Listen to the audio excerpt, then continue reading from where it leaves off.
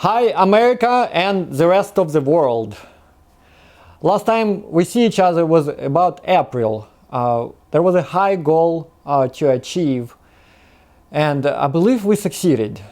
There was a total solar eclipse in April this year, and there's a lot about it, and we pretty much had all our previous section of the videos dedicated to achieve some goals on the way to that date, and that information all in the previous videos, and the correlation of events and logic behind those events, and things that happen on the way, and the meaning of that total solar eclipse, and the previous one as well. So it was a timeline that my goal was to share information and see if I can help to wake up some of the light barriers on the continent of America,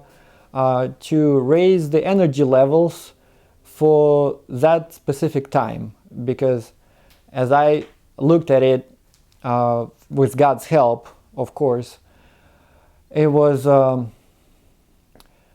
very sensitive time for America. I believe we passed that successfully. I believe America succeeded, and some of you might not even know what I'm talking about right now, but the goal was achieved. We in October today, and the sun is shining. It was a great day today, and we're still moving forward in this battlefield between good and evil. And today, about 7 months later, it was a logical decision to continue these works and continue sharing some of the things that God put in my heart, so that we have some useful information for everyday life that we can apply and resurface library in everybody's mind, because there are some books that needs to be thrown away, and there are some books that needs to be read again, and overall clean up the library of everybody's mind, or make an attempt, because I'm learning every day myself. I'm not the one to tell you this or that, but I would like to tell you what God put in my heart. I would do some research and would try to put pieces together in a logical way, with finding simple words to deliver information on this or that. And during this time, especially for the last months, I was wondering what would be the next topic. If I'm starting this next section for the channel, for you, what God would want me to talk about. Idea came to mind to talk about Statue of Liberty and what it took to put her there, how it got there, the history behind events of that Statue of Liberty, and what are the messages in between the lines that we can read and look at it from a different angle today. And that inspired me. As I started doing research on Statue of Liberty, things become more interesting, because October turned out to be full of events, special days that are somehow connected to Statue of Liberty very much directly. There was a few very special events that connected with Statue of Liberty, and as I was doing this research, more information came to light that came out as a very interesting correlation of events that confirm to me that this topic is the one that we're going to be talking about today. And after I look at the history, which I use simple source on internet, and I've gone it through the history of the Statue of Liberty a few times. Some of the highlights that strike me, I found to be very fascinating, and I think you might get a kick out of it, as I did. And so I realized if I would try to tell you the same history that you can just read about, it might take quite a bit long time, maybe 30-40 minutes. And I wasn't sure if you was going to be following me for that long for just a history lesson.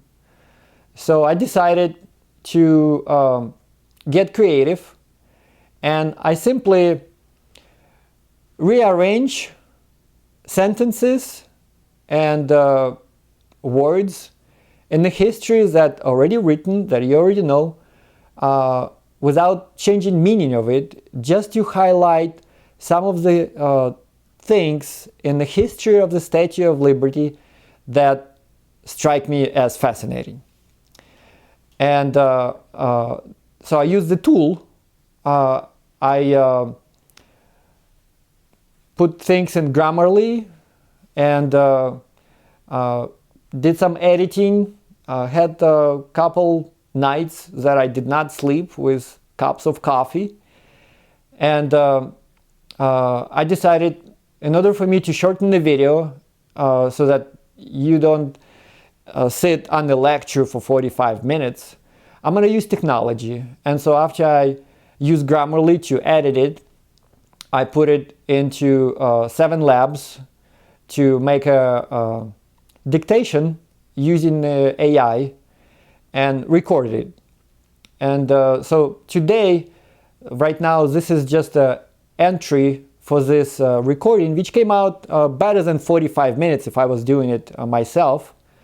It turned out to be just 16 minutes, but there's the whole story and full history with all major events in a logical way, with a little bit of change of the order of events, with the goal in mind to highlight how things was going, and also to bring your attention to the fact that there was a lot of things to overcome building that statue, and who was involved in overcoming those things, who was involved in putting a stick into the bicycle, meaning that standing in the way or making things difficult. And so in the video, I give a definition first time since I started this channel about the other team. In the previous videos, I did talk about the other team, but I did not give you a deep definition of what the other team is and who's behind the other team. So in this section, in preparation for the Statue of Liberty history, I highlighted it. And I believe you will find this this story, the true story of Statue of Liberty, how she came about, very fascinating. A lot of times we having hard time of focusing for a long period of time on anything. So if it's possible, I'll invite you to grab a cup of coffee or a tea and shut down any other sources of background that you can just focus on what you're hearing and dig into it. See what you can get out of it. And at the end of this video, I'll put my view on some of the highlights that I did find fascinating. And let's get into the story of the Statue of Liberty now. First, I would like to say hi to everyone in America and the rest of the planet. This October is full of special days. On October 15th, 1924, a presidential proclamation declared the Statue of Liberty and the island on which it stands a national monument. Today we are recording this video. It is October 28th, which is a Christian feast in Greece today, the protection of our Most Holy Lady, the Mother of God, the Mother of Jesus, known as Virgin Mary. Please remember that because at the end of this video we will end up in Greece in 280 BC. This Christian feast is also celebrated on the 1st and 14th of October by different calendars. We just had U.S. Columbus Day on the 14th here in America, and on the 14th, Mother Mary Day is celebrated in Russia. On this day, October 28th, the Statue of Liberty in New York was dedicated in 1886, precisely 138 years ago. Whether we got such a coincidence of events or not, I would like to talk about the Statue of Liberty, how it got there and what it took to put her there from idea to dedication and celebration, with highlights on what took place and what had to be overcome to make it possible 138 years ago. I would also like to look at possible messages there for us. Formerly named Liberty, Enlightening the World, the statue was a gift from the people of France to the people of the United States by Edouard de la Boulaye, an architect and built by Gustave Eiffel, the same one that put the Eiffel Tower in Paris. We have a smaller copy of each of those artworks here in Las Vegas, which planted a seed in my mind to bring this topic up again. After its dedication, Liberty Enlightening the World became an icon of freedom worldwide and in the United States. It is built on an island on an 11-pointed star-shaped fortification complex that was already there since 1812. This island and the star-shaped fortification that the Statue of Liberty stands on reminds me of galaxies and Star Wars. Her crown, or head, is reached via a double helix spiral staircase. There are 24 plus 1 windows in the crown head for observation. She has 7 spikes at her head that look like sun rays. With her right hand she holds a torch above her head, representing the light that shows the path to freedom, and in her left hand carries the Declaration of Independence, dated July 4th, 1776. With her left foot, she steps on a broken chain and shackle. Public access to the torch has been restricted since 1916, when the ladder to the torch was damaged from an explosion believed to have been triggered by German agents. The statue's torch has light within. Guests must climb an additional 40-step ladder to get to it from the crown. In 1986, for the statue's 100th birthday, the torch's light was replaced with a golden one, with a flame covered in 24-karat gold. The original torch is on display in the Statue of Liberty Museum. The head and arm had been built with assistance from Viollet-le-Duc, who fell ill in 1879. He soon died, leaving no indication of how he intended to transition from the copper skin to his proposed masonry pier. The Statue of Liberty was made of copper, but due to oxidation, its color changed from shiny to green within 20 years. For some time, it was used as a lighthouse to guide ships and greet ships entering the harbor from the Atlantic Ocean. The statue faces southeast. The 11-point star-shaped fortification was named Fort Wood in honor of the bravery of American Army officer Lieutenant Colonel Eleazar Derby Wood. He was killed in the significant American defensive victory against British troops near the war's end in 1814. He was graduated from the military academy at West Point. The Statue of Liberty is not smiling. She looks humble, tired, focused, and serious. On October 7th, 2016, I believe it is Vladimir Putin's birthday, massive construction started on the new Statue of Liberty Museum on Liberty Island. The new museum could accommodate 100% of the island's visitors, unlike the former, which only accommodated 20%. The museum opened on May 16th, 2019. On September 10th, 2019, the Greek metropolis of Chicago made the following statement regarding the icon of the Virgin Mary in the Holy Trinity Greek Orthodox Church. On Sunday morning, September 8th, 2019, an employee of the parish discovered that the icon of the Most Holy Theotokos and Ever Virgin Mary on the iconostasis of Holy Trinity Greek Orthodox Church in Chicago appeared to be weeping. Interestingly, another team was so annoyed by the fact that the new Liberty Museum was open and had so many visitors that the COVID-19 pandemic in the United States started just a few months later, in January 2020, and the new Statue of Liberty Museum in Liberty Island had to be closed. I would like to mention that when I say another team, I mean those fallen angels cast from heaven on earth in bodies reincarnating for eons. The fallen ones who have invaded the governments and the economies of the nations are ever present as the spoilers to take from you your God-ordained liberty. We must safeguard our heritage of freedom and not subtle encroachments of the fallen ones. We would regret the hour that we were not vigilant upon the wall as watchmen of the Lord. Lieutenant Colonel Eleazar Derby Wood gave us a great example of the warrior. The statue's idea came to life in 1865 when the French historian and abolitionist Edouard de la Boulaye proposed a monument to commemorate the upcoming centennial of U.S. independence, 1876, the perseverance of American democracy, and the liberation of the nation's slaves. The Franco-Prussian War delayed progress until 1875. It was proposed that the people of France finance the statue, and the United States would provide the site and build the pedestal for it. The 1971, the war ended, and Bartholdi crossed the Atlantic with letters of introduction signed by Laboulaye. Arriving at New York Harbor, Bartholdi focused on Bedloe's Island as a site for the statue, struck by the fact that vessels arriving in New York had to sail past it. He was delighted to learn that the United States government owned the island. Bartholdi visited President Grant, who assured him that it would not be difficult to obtain the site for it. I would like to mention that Bartholdi served as an officer in the Franco-Prussian War of 1870. As an officer, he took part in the defense of Colmar from Germany. Distraught over his region's defeat, yes, his hometown was no longer the French Empire. It was the German Empire.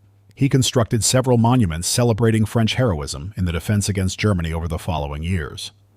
Among these projects was the Lion of Belfort, a massive sandstone statue built in 1880. When Bartholdi came to America, he crossed the United States twice by rail and met many Americans he thought would be sympathetic to the project of a Statue of Liberty. However, he remained concerned that popular opinion on both sides of the Atlantic was insufficiently supportive of the proposal, and he and Laboulaye decided to wait before mounting a public campaign. Although plans for the statue had not been finalized, Bartholdi moved forward with fabricating the right arm, bearing the torch, and the head. These pieces were exhibited for publicity at international expositions to raise interest and money for the construction. In May 1876, Bartholdi traveled to the United States for a second time as a member of a French delegation to the Centennial Exhibition and arranged for a massive painting advertising the statue to be shown in New York as part of the Centennial festivities. Also, the arm was shipped to the Philadelphia exhibition but arrived very late. Because of its late arrival, it was not listed in the exhibition catalog. While some reports correctly identified the work, others called it the Colossal Arm, or Bartholdi Electric Light.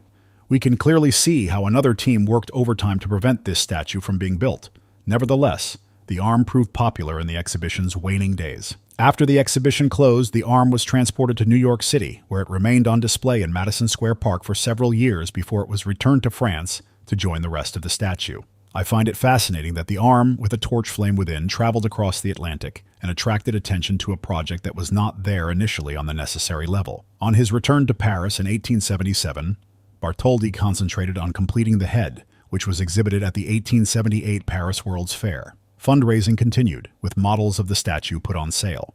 Tickets to view the construction activity at the workshop were also offered. By the end of 1879, about 250,000 francs had been raised. Initially focused on the elites, the Union successfully raised funds from across French society to build the statue.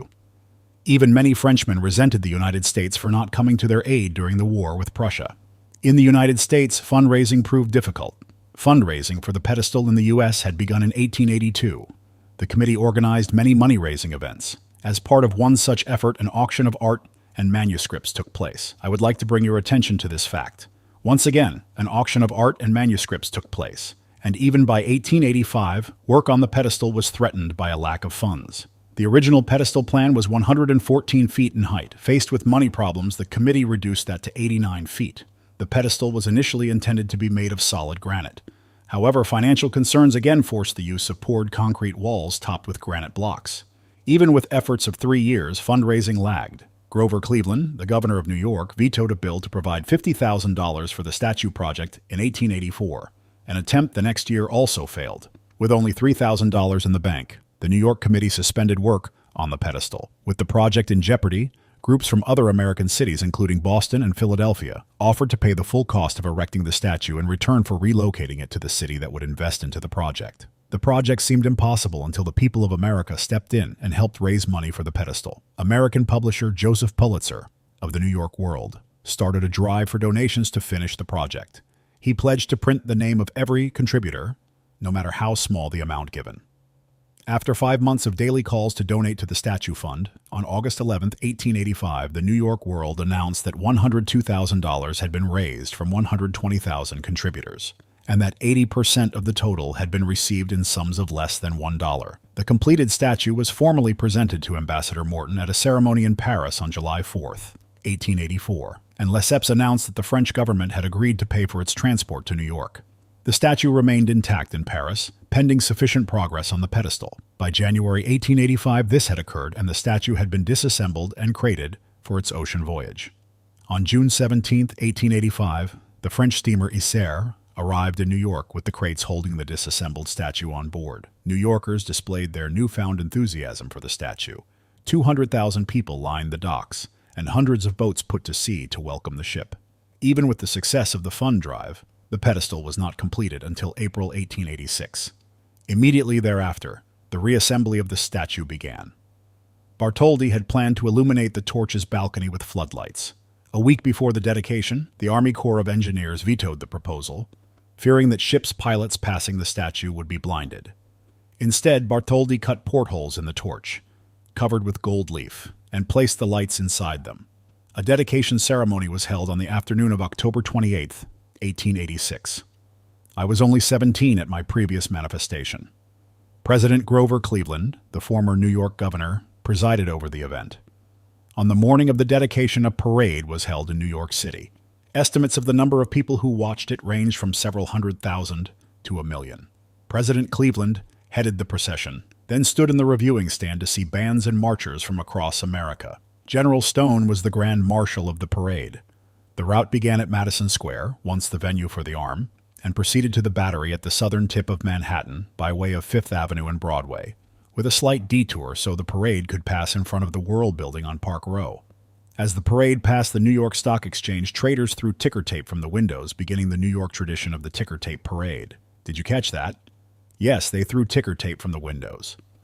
It was the victory that started the tradition as we know it today to celebrate the triumph of the achievements. Shortly after the dedication, the Cleveland Gazette, an African-American newspaper, suggested that the statue's torch not be lit until the United States became a free nation in reality. Liberty enlightening the world, indeed. The expression makes us sick. This government is a howling farce. It cannot, or rather does not, protect its citizens within its own borders.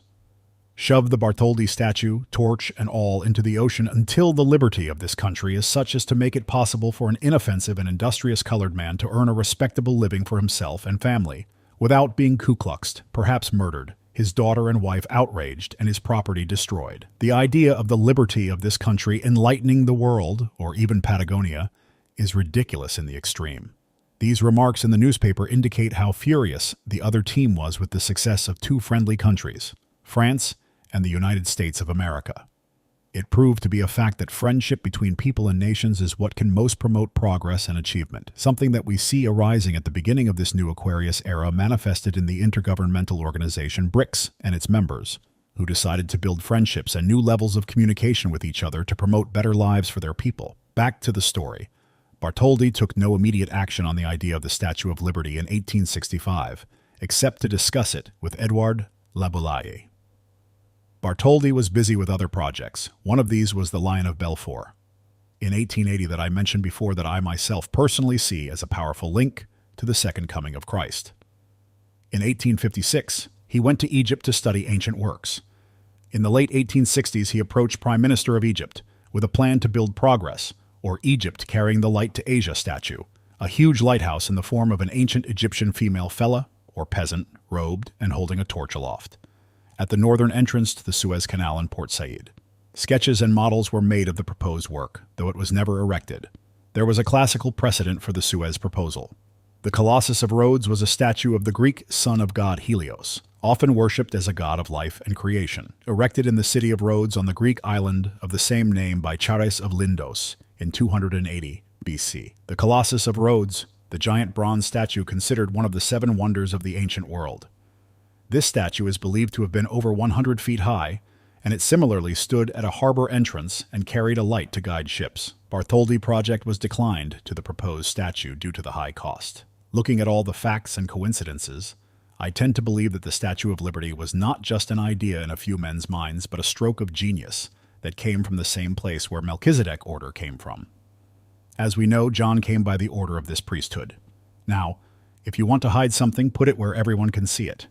The view from the crown of the Statue of Liberty is a mindset that if we value, we will be all right, because our mothers know what is best, and if we are next to our mothers, we will make better decisions overall. The 40-step ladder reminds us of Jesus spent 40 days and nights in the Judean desert after being baptized by John, where Satan tempted Jesus 3 times, but Jesus resisted. The double helix spiral staircase is a kundalini energy, is considered a powerful force within the body that, when awakened through specific practices like yoga and meditation, can lead to a state of enlightenment by elevating consciousness and connecting with the divine, essentially acting as a pathway towards spiritual liberation. Warrior, whom the island is named after, is a reminder that victory must be maintained. A statue serving as a lighthouse guides the ships or the sheep of God. The torch's light represents the truth that will set you free or liberate you. It is also a reminder about light within our hearts, the origination of life, a gift from God of life and creation. The broken chain and shackles are a reminder of how God saved his people from slavery, true Moses. When they stood before the ocean, some asked Moses, "Why did you bring us here?" They wanted to go back to Egypt to be enslaved again. The Statue of Liberty has seen a lot in 138 years. It has seen the World Trade Center being destroyed, and a miracle on the Hudson River. It has seen how the United States, for a time period, chose to step away from its destination of enlightening the world and start putting the world on fire instead. Mother Mary, as I personally see the Statue of Liberty, has seen a lot more, including the death, the crucifixion of her own son, God's begotten one, our older brother. I love the idea of enlightening the world, so why don't we stick with that one? I hope you guys like the history about this fascinating event, and also find some of the things that we read in between lines fascinating, just like I did. Well, for one, it happened because of the friendship between two countries, as we know, France and America. I truly believe that it was more than just an idea that came into two men's minds. I believe it was a higher purpose behind. And a lot of you would agree, considering what Statue of Liberty become for a lot of people around the world and America. I found that episode where Statue of Liberty was made out of copper and she was shiny, and then over time in 20 years, because oxidation, she changed the color to green. That reminded me about us coming down here from the astral world, how we, as we're going through spirit evolution, come here as a beings of light, sometimes get trapped into this and that, and end up going ourselves through this process of oxidation. And some of us lose the purpose, some of us step off the direction that we originally chose before we got here. And so that struck me about being shiny and then got into the oxidation. The other thing that struck me is the torch. The Statue of Liberty holds the torch, and there was a period of time when that torch was light within. And even for some period of time, it was a lighthouse to guide the ships from the Atlantic Ocean and to greet some of the ships that's coming. And as we know, back in the day, 1886, there was not many ways to get to America other than by sea and by the land. And so there was a lot of people that was traveling into America on the ship. And one of the first fascinating things that they would see coming to America would be Statue of Liberty holding that light within. I found that to be incredible. Also, in the history, we learned that light, before this Statue of Liberty could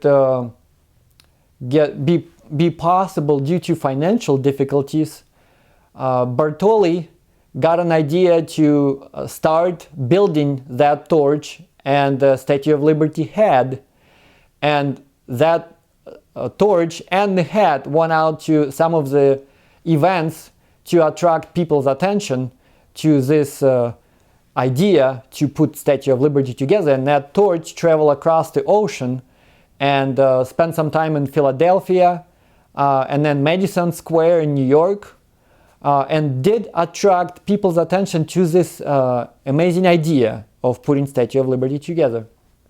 And then in France, on another expo, there was a Statue of Liberty hat that was also working in the way of making this possible. And a very fascinating thing struck me when I learned that that torch, the original one, was replaced with a 24-karat golden one. And I was thinking to myself, well, that's unique. If that light within represent the light within our hearts, as after I dig into it a little bit deeper, that's what I find out, then replacing the torch with a golden one is a really interesting event. So it's almost like somebody's trying to change the whole purpose of the Statue of Liberty and what she represents. And isn't it true that, for one, we're going through this oxidation process here?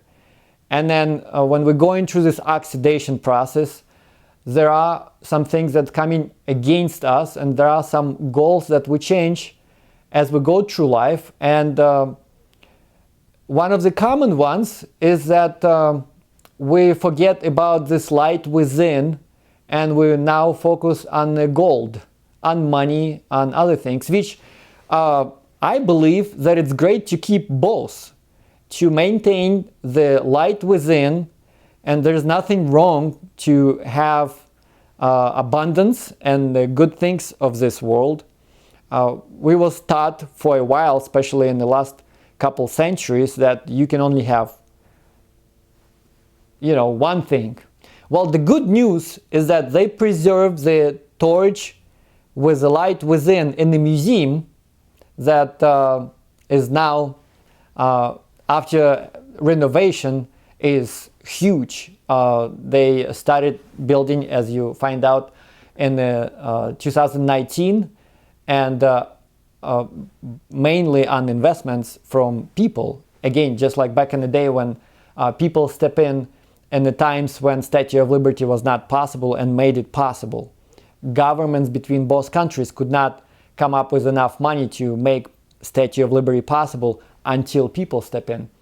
And so in the museum, that light within now is kept safe by the keepers of the light. I found that to be fascinating because I've seen that term used about people that guard our light within our hearts.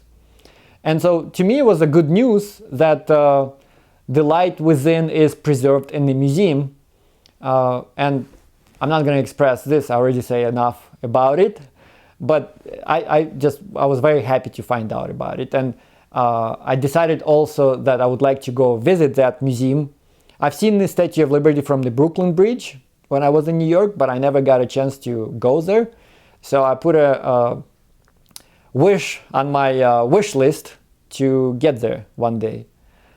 And then another interesting fact that Bartoli friend that put together that torch and the head of the Statue of Liberty name was Violet Duke. I'm not going to get into it too much right now, but it will be a topic of one of our other videos, and why I found that to be fascinating. Another fascinating thing I found when I learned about the warrior, that the previous name of the island was dedicated to. Because of the warrior, his name was used to name that island. And the idea came to mind that any victory must be maintained. And a lot of you would agree with that, but at times we forget that we must do that. And that particular warrior is a great example for us to look back in the history and to see that he gave his life to protect in what he believed. And every one of us is the warrior. We're maintaining our victories daily, sometimes hourly. Even the cars that we're paying the payments for every month, we have to maintain that victory continuously. And there are other things that we also have to maintain that sometimes we don't pay as much attention. And it's time for us to rethink that paradigm and start paying attention, and everybody become warrior of their household. So you can put initials on your household, and you preserve the victory to make sure that the kids and what's going on in that house is full of that light. And as I mentioned, you can see through the history of this Statue of Liberty to get there, how other team was doing everything to prevent her from B. And how on many occasions, every time there was some level of success, there was some situation that would hold the building of the statue, or slow down the process with putting the money together, or something else.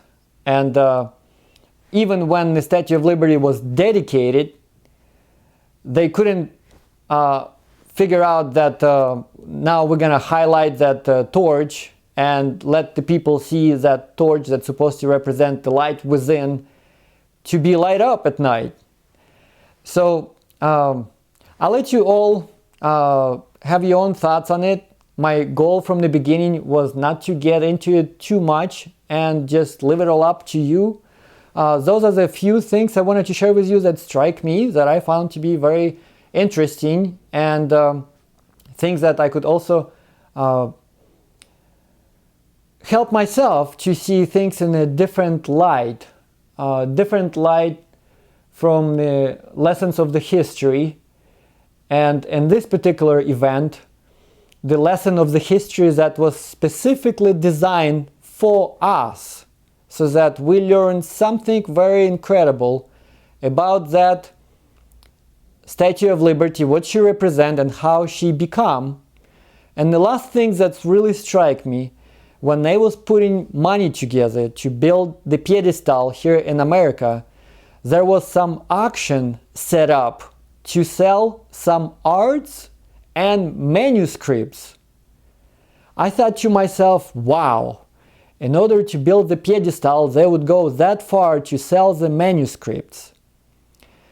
And the idea that came in my mind as an answer to that I believe God put into my heart as an answer on my question, was that they knew that the scripture would be tempered in our day.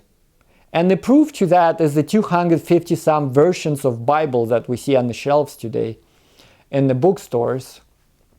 And so they knew the scripture would be tempered, the word of God would be tempered, and they was okay to let it go in exchange for the Statue of Liberty that would highlight some of the very important things for us to grasp on. And one of those is the mother view on the world, that when you climb up to crown in the head of the Statue of Liberty and you're looking onto the world, you're looking from her head, which in essence to me says that look at it from the mother point of view. And if we climb higher, then we can look at it from the Jesus point of view. And that was some of the extra highlights that I took home out of this story. And I hope you got out of it something for yourself. Thank you.